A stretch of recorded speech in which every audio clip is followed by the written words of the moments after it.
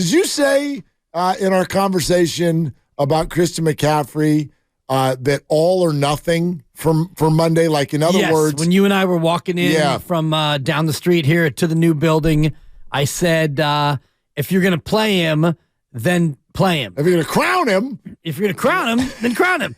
If you're going to play him, then play him like you normally play him. Okay. Don't kitty foot around. No half-stepping. Right. Ain't no half-stepping. None of this like we're going to give him 7 carries and 2 catches. No. If you're going to play him, then play him. Play him. Give him the ball like you normally give him the ball. Now, if you get a lead and you want to spot him with Eli and Jordan, of course, and that makes sense. And you notice since the one game where he didn't have anybody carry it but Christian, and he was asked about that, and he said, well, yeah, I kind of forgot and stuff. Since then, he's done a very good job of getting Jordan Mason in early, mix and match. Getting Eli Mitchell in early. So I understand the mix and match part of being a running back, but if you're going to play him, I want you to play Christian and give him the ball like you normally do. Here's what he said again, and again, this does also include the now famous throat clear, but the back and forth between Larry Krueger and Kyle Shanahan with regard to Christian McCaffrey's touches and the way Kyle sees it. Christian is on pace for almost 400 touches.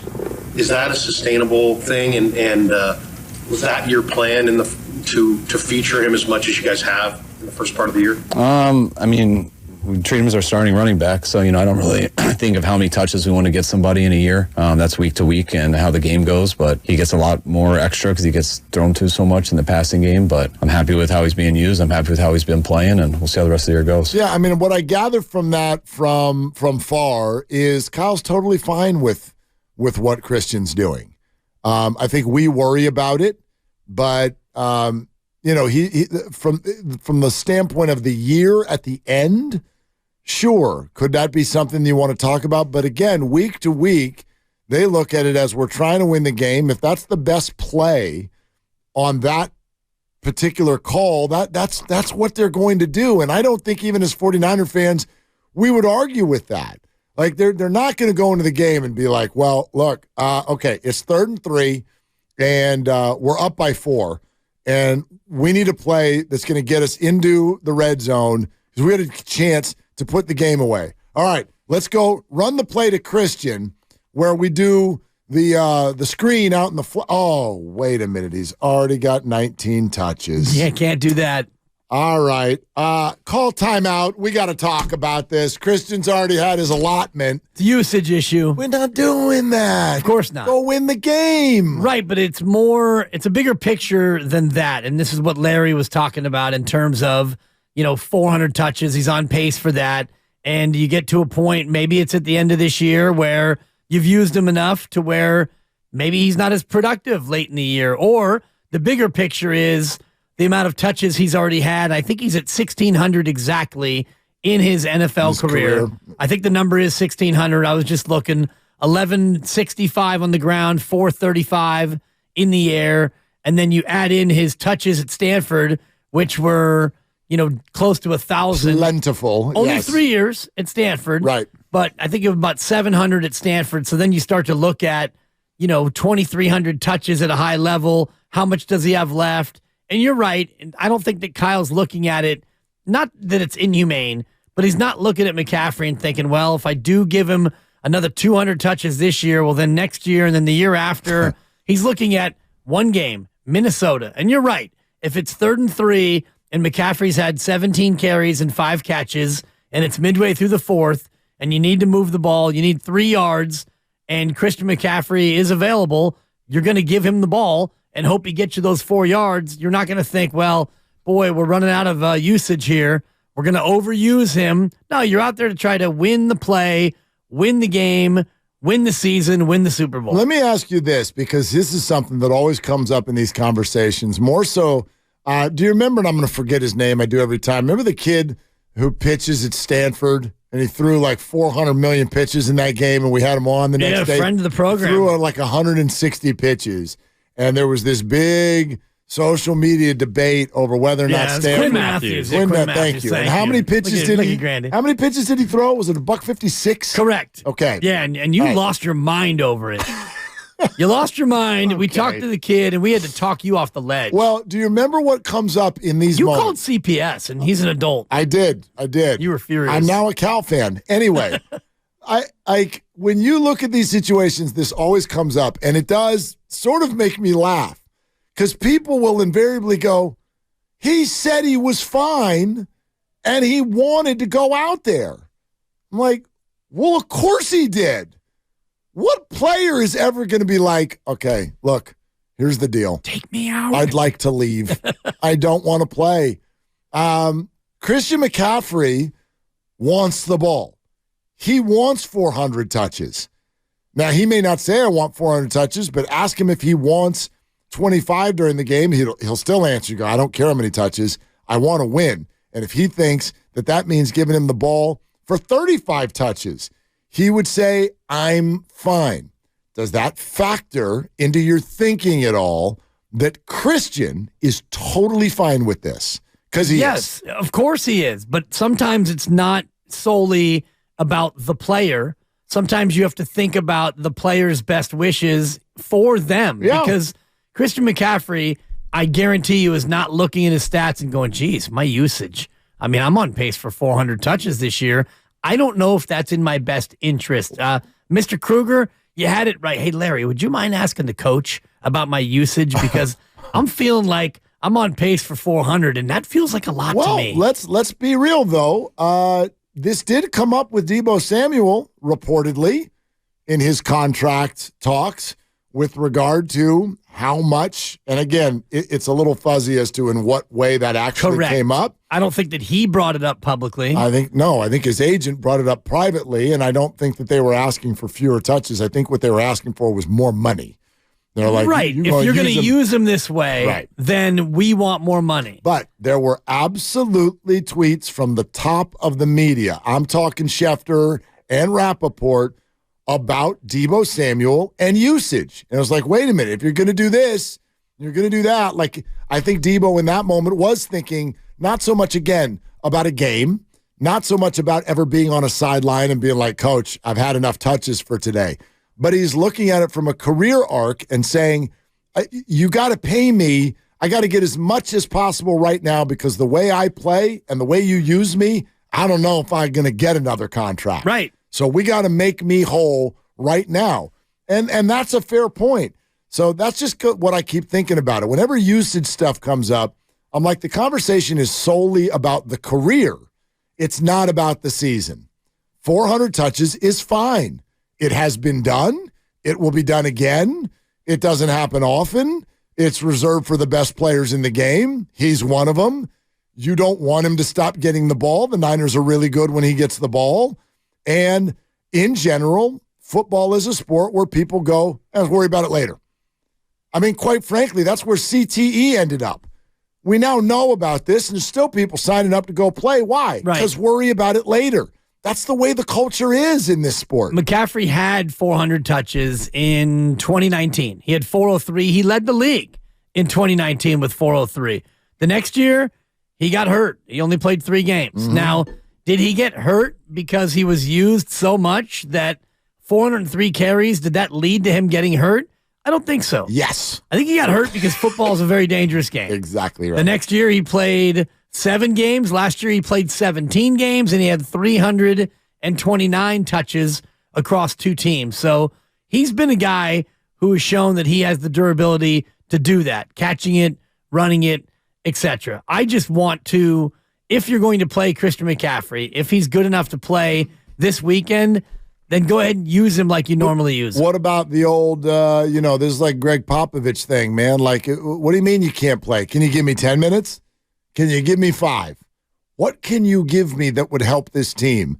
Christian McCaffrey, I could argue, just being on the field makes the defense run around like crazy people, not gravity. Knowing, like how to cover this, that, or the other. They used Deebo as a decoy a couple of weeks ago. Like, you could lessen his touches, still put him on the field, have a positive effect on the game, I believe. Isn't that fair? Yeah, it's fair, but I just look at the way they've used him this year. He's played 76% of the snaps, 301 total snaps, and of those 301 snaps that he's played, He's gotten the ball 133 times. So almost half of the snaps that he's out there, he gets the ball. Why not? He's the best player. But that to me is a remarkable number. And yes, he's the best player. So if you're going to play him, then get him the ball. And I understand the decoy threat of having him out there, and you put him in motion and you spread him out wide, or you put him in the slot and you move him around. And so the defense does have to pay attention to him, but they're not going to have another running back on the field.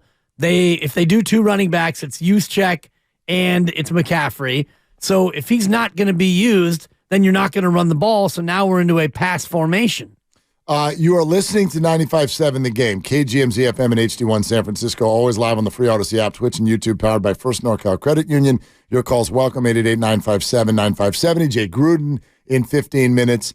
And let's go now live to the other room where Lucas has this thought on the great Elijah Mitchell. Yeah, in this conversation. Yeah, what's up, Luke? I was just going to add that I think Elijah Mitchell's health has a lot to do with how much the Niners are using Christian McCaffrey, and I pulled up some stats that may just back it up. Okay.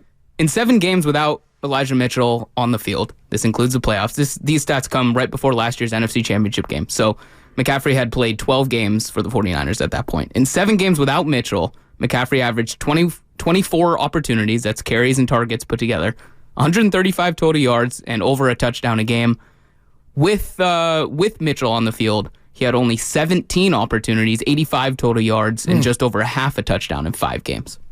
That's interesting. And I do, by the way, think that Elijah Mitchell's health is probably at least tracking to be at its best this week. You know, and I base that on what Kyle said last week. You know, I don't think his health was good. Jordan Mason kind of looked like RB2. The world was like, oh, if Christian can't go, is it Mason? And Kyle was like, no, it's not. No, Eli Mitchell would have first shot at that. So I wonder, I do think Christian's going to play Monday, and I do think he's going to touch it maybe less than 20 times. And I do think Eli Mitchell is going to at least have a crack at his most productive game of the year. Which is to say, to have a halfway decent game, because I'm looking at Eli Mitchell's games this year, and I wonder what that stat that Lucas just offered up, the 5 games where Eli has played, because Eli played at Cleveland, 2 carries -3. He played against the Giants, 11 carries for 42. That's his best game this year. That's his biggest game, for sure. 5 carries for 10 against Pittsburgh. Even when he's played, and I know he's been battling injury, he has yet to really do much of anything. He had an 18-yard run against the Giants, and that's it. Yep. Other than that one big carry, he's been a complete non-factor, and I know that Kyle wants to give him the crack at being RB2, but if McCaffrey's unable to go or unable to carry the load in any real way, I'd be surprised if they didn't use Jordan Mason, if not as much or more than Eli Mitchell. Yeah, well, we'll see. And you know how a coach would answer that, right? Game flow and all of that stuff. But look, Mason in certain spots, he's a bigger back. Love him in the red zone. I think that has made some sense. But Mitchell is probably a better receiver out of the backfield, and so he can mimic a few things like in a poor man's sort of a way that McCaffrey does. Yeah, the one against the Giants was almost reactive, right? That was after Kyle, quote unquote, forgot about all of his other running backs. And so it was clear that they wanted to get him involved. I don't think they felt very threatened in that game either. And so it was easy to get him involved. Some of this will have to do with what's on the scoreboard. Yeah. If the Niners are in a dogfight on Monday night, I hate to tell everybody, you're going to lean toward Christian McCaffrey. Of course. And you look at the stats this year in terms of snap count, McCaffrey's at 301 snaps. The other 3 running backs, including TDP, 92 total snaps. That's Mitchell, Mason, and Ty Davis-Price, who has only 7 plays on offense this year. So those 3 other backs haven't gotten much of a crack. And I talk a lot about personnel, and it puts you to sleep. But when McCaffrey's off the field, most of the time it's Mason or Mitchell. But there have been times where they have Debo as the running back. That's true. That's absolutely true. You know, Debo comes in there as the running back, and a lot of those times Juszczyk is off the field. So I wonder how they're going to approach Minnesota, because I look at the game against Cleveland and Juszczyk didn't play a ton, especially in the second half, because I think that Kyle was seeing that they were penetrating so fast that Juszczyk as a fullback didn't even have time to get up to the second level to help the run game get going. They had to try things in a different way. We will have Dibs' prepared statement for Andre Iguodala in moments. Let's go to Bob in the city. Hi, Bob. What are you doing? Hey, how you doing? Just taking a break from work, enjoying the show. Thank you. And you were talking about McCaffrey, and my mind was going all over the place, and I was thinking, well, I don't think that the Miami coach would change anything other than, like Shanahan would, or even McVay would. I think they would utilize him the same way. The only thing is that if he's injured, his touches go down, because you can't work a guy who's trying to fight through an injury like that. So I would expect more from Mitchell and Jordan Mason, especially like you said in the red zone with Mason. I mean, he's a beast down there. Mitchell hasn't seemed to gotten going this year. Like, he's not hitting the right hole, it seemed to me. It's like he's running up the guard's backside rather than springing out the way he was last few years. So I don't know what's going on there, but I think he just needs more reps.